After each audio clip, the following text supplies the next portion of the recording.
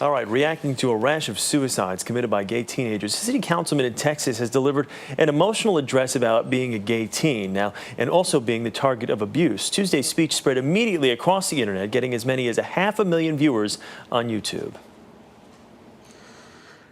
I have never told this story to anyone before tonight.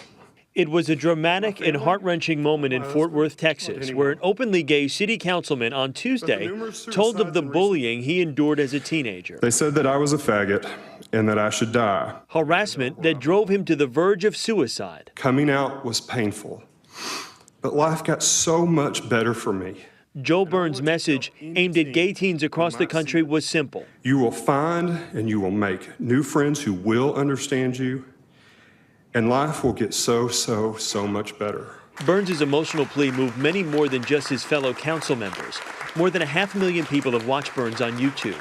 It's triggered a strong reaction at a time when more and more examples that suicide by gay high school and college students is an all too familiar tragedy. There have been at least a dozen such deaths nationwide since the beginning of September. President Obama expressed his concern during a youth-oriented town hall meeting on Thursday. I don't think it's a choice. I think that people are born with a certain makeup, and that we're all children of God. That's why I think that discrimination on the basis of sexual orientation is wrong. It's a strong message coming from a president or city councilman. You will have a lifetime of happy memories if you just allow yourself and give yourself the time to make them. Thank you.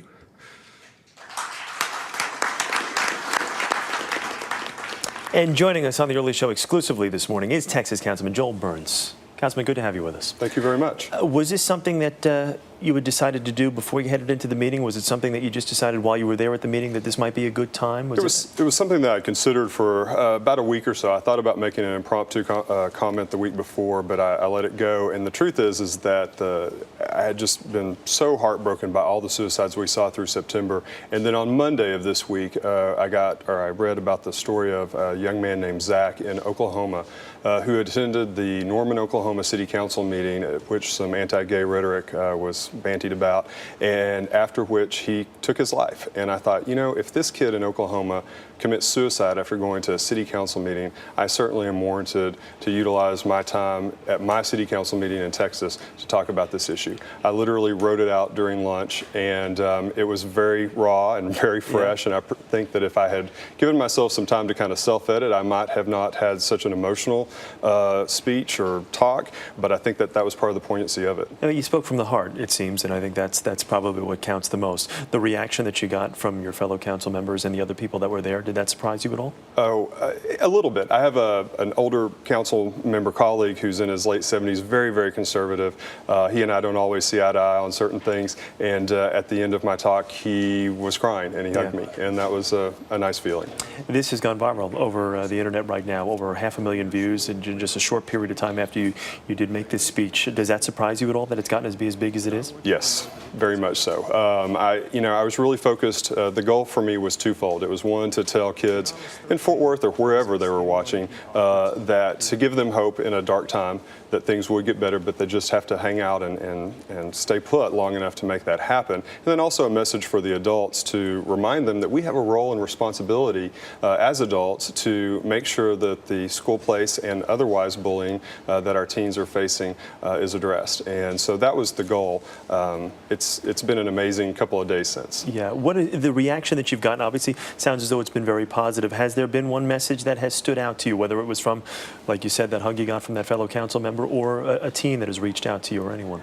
I have talked to a number of teens on the phone. I gave out my phone number during that speech, and I've gotten something like 800 phone calls since.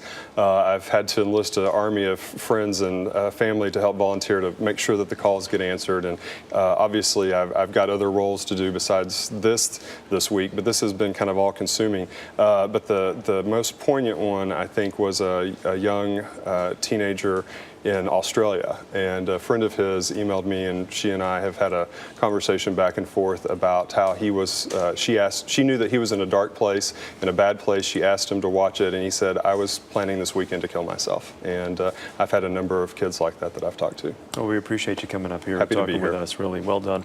And we thank you very much. Thank you.